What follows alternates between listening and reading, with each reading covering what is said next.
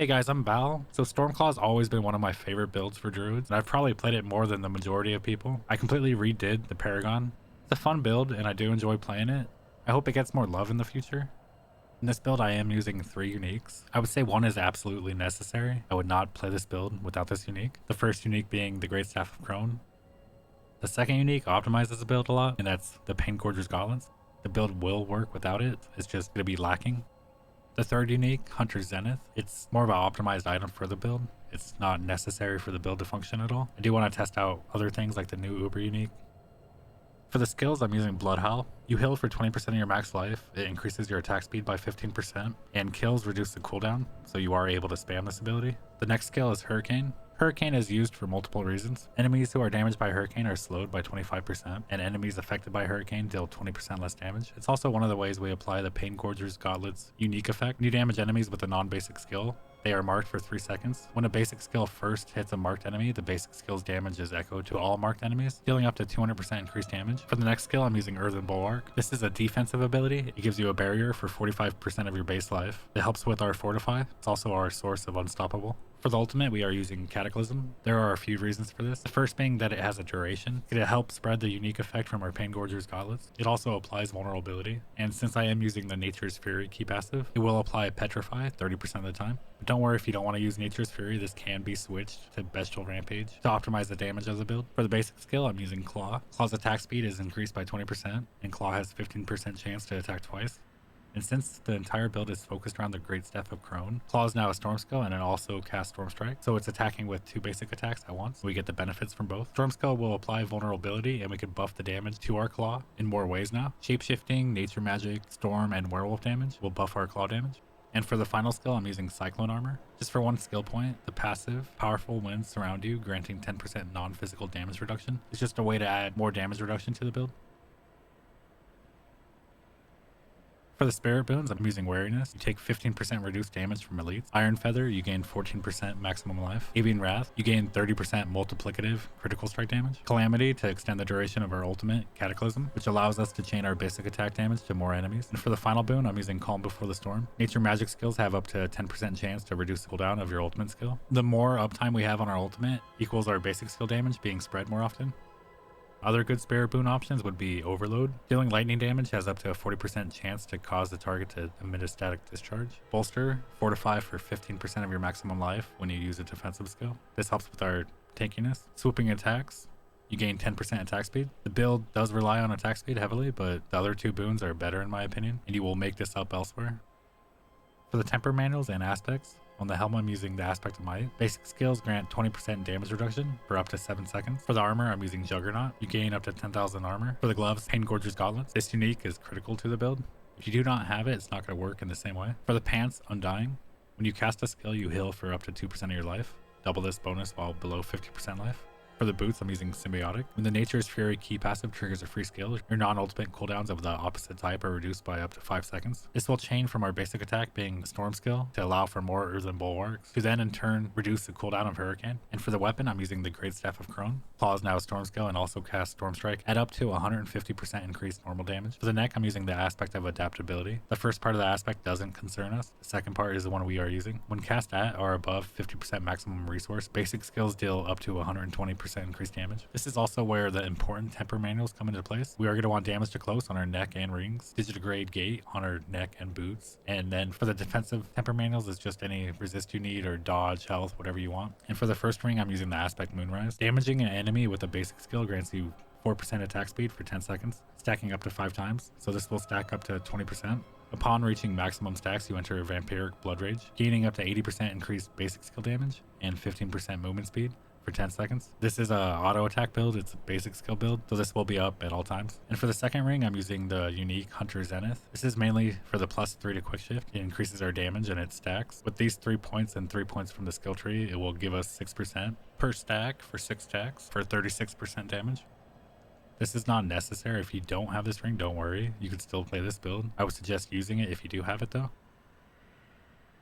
For For the skill tree, the basic skill, you're going to max out Claw, 1 point enhanced and Wild Claw, 5 points into Storm Strike, 1 point enhanced Storm Strike, and 1 point of Fierce Storm Strike. This is big because the build is not currently using the exploit glyph. This is going to be one of the ways that we apply vulnerability. For the core skills, I'm not using any. Normally, I would have 3 points into Predatory Instinct, but I'm focused on crit chance, so my crit chance is already above 40%. Then I have 12 points into Digitigrade Gauge just from my boots and neck. This increases your movement speed by 48% in werewolf form. For the defensive skills, I have 1 point into Earthen Bulwark, enhanced and preserving Earthen Bulwark. This is going to be our main source of fortify, and we want to be able to spam it. That's why I suggest staying with the Nature's Fury key passive.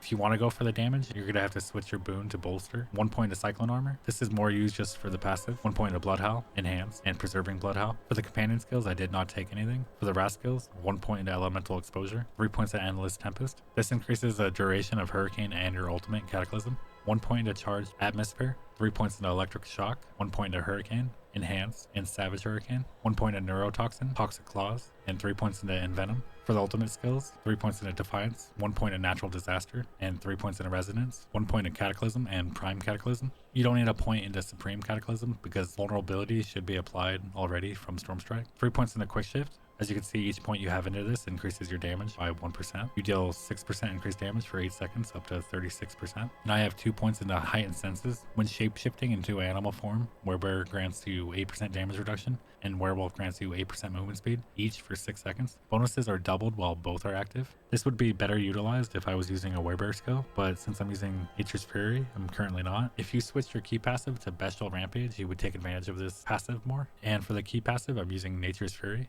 Casting an Earth skill has a 30% chance to trigger a free Storm skill of the same category, and vice versa. There's a few reasons I'm using this key passive. It helps with our survivability by resetting Earthen Bulwark and keeping our Unstoppable and Fortify up. It reduces the cooldown of Hurricane, so we could have it active more often to make our basic skill damage more of a AoE attack. If you wanted to switch to Bestial Rampage to optimize your damage, there's a few things you would have to do. For one, you'd have to invest into a Werebear skill, most likely Debilitating Roar. You'd have to optimize your Fortify better, and this would be done from most likely switching your Spirit Boon from Calamity to Bolster, and you could use this key passive instead if you wish. I just prefer Nature's Fury overall.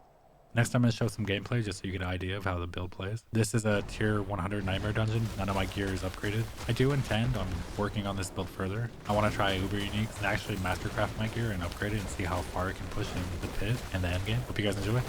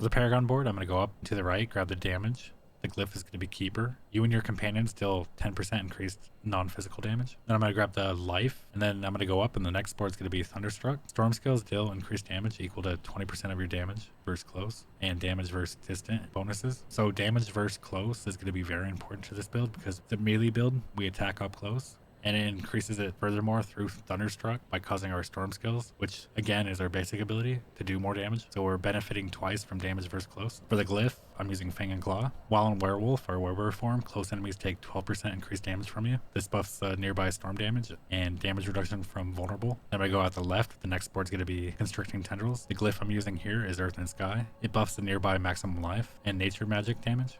Nature magic skills deal 10% increased damage to crowd controlled or vulnerable enemies. Then I'm going to go up and get the rare node Devastation. I mainly reworked this build for these nodes specifically. Druids have access to 2 clusters of these on 2 different boards, which gives us 16% damage to elites, plus the 2 nearby 8s, which gives us 32% per board. And that will be 64% more damage to elites. It's a really good way to boost the damage of the build. And then I'm going to go to the left and grab the rare node Superiority. It increases the damage to crowd controlled enemies and it gives us max life. Then I'm going to go up to the next board, which is going to be Inner Beast. I am not taking the legendary node here. I am going to grab some attack speed and some extra damage through the rare node Nimble, a shapeshifter node to increase our claw damage. The glyph is going to be Fulminate. You deal 12% increased lightning damage to both healthy and injured enemies. And it increases our lightning damage based on the amount of dexterity that you are able to get. I'm going to go up. I'm going to grab the rare node Tenacity for more life and armor. I'm going to go up to the next board, which is Heightened Malice. While there are 3 or more poison enemies nearby, you deal 45% increased damage. The glyph I'm using here is Territorial. You gain 10% damage reduction against close enemies, and it increases our damage to close by plus 97%, which is really big for this build because it increases our storm damage as well through the Thunderstruck node. I'm going to go out the right and grab the second cluster of damage to elites, which is the next 32% that we're going to get. And the final board is going to be Lust for Carnage. I'm not taking the legendary node. We are going to grab some werewolf skill damage here, and the glyph is going to be Spirit. Critical strikes increase the damage an enemy takes from you by 2% for 20 seconds, up to 12%, and it increases our overall critical strike damage as well. For the build review, this has always been one of my favorite builds. I play it every season, every time I can. I spent a lot of time playing it in season 1. I've probably played this build a lot more than most people, but I'm not going to lie to you, it's not S tier. If anybody says it is, it's not. It desperately needs some love to push further for endgame. Like Barbs that we had access to extra aspects, this build could have a chance. I'm guessing as of now, it might cap out at tier 60 or 70 in the pit. I will try to push it further. I'm not sure if the build is capable of it, but like I said, I hope they gave it some love. I know a lot of people enjoy this build. I do have more builds planned after this. I want to get to the Boulder builds, the Endgame Pulverize build, etc. There's a lot of things. I'm kind of just stuck with the super unique grind again, but I will get there. If you guys have any questions or comments, I will get back to you. Thank you guys for watching. I appreciate the support, but yeah, I'll see you guys next time.